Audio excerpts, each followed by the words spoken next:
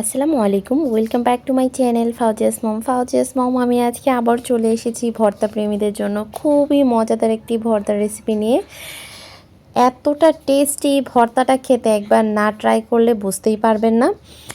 আর এটা কিন্তু খুবই সিম্পল একটি রেসিপি তৈরি করেছি আর লাউ পাতা দিয়ে। তো চলুন আমরা দেখতে থাকি কীভাবে করেছি। বিসমিল্লাহ। আমি এখানে লাউ পাতা নিয়েছি, আর বাজারে যে লাউ পাতাগুলো কিনতে পাওয়া যায় আটি ধরে, সেই আটি, তবে আজকে আমি কিনিনি, আমার পাশের বাসার যে ভাবি সেই ভাবি আমাকে গিফট করেছিল।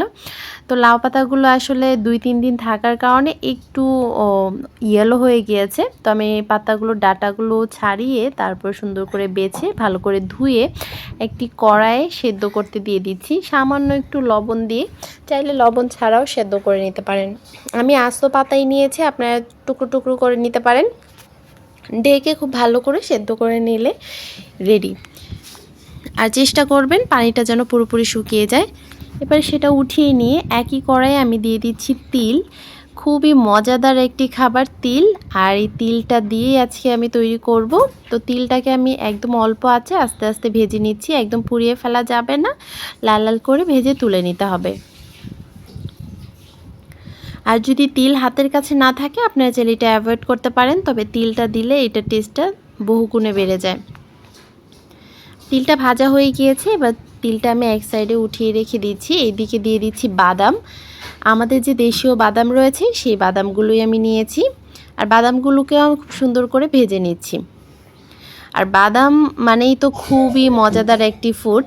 তো বাদামগুলো ভেজে নিয়ে এখানে কাঁচামরিচ, শুকনো মরিচ আর রসুন দিয়ে আমি এগুলোকে ভেজে নিয়েছি লাল লাল করে। ঝাল আপনারা যে যেমন খাবেন ঠিক সেই রকমভাবে নিলেই হবে।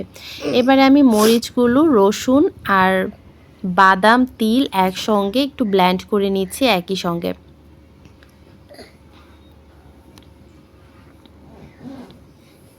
পরিমাণ মতো লবণ দিয়ে নিচ্ছি। আপনারা যদি শিলপাটা থাকে শিলপাটায় তৈরি করে নেবেন। আমার কাছে শিলপাটা ছিল না, তাই ব্লেন্ডারে করে নিয়েছি।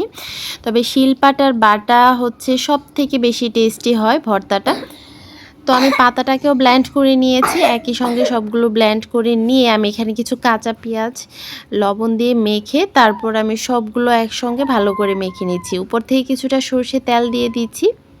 হয়ে গেল খুবই মজাদার লোভনীয় লাউ পাতার ভর্তা। একদম ভিন্ন রকম এই ভর্তাটা, কিন্তু খেতে খুবই টেস্টি।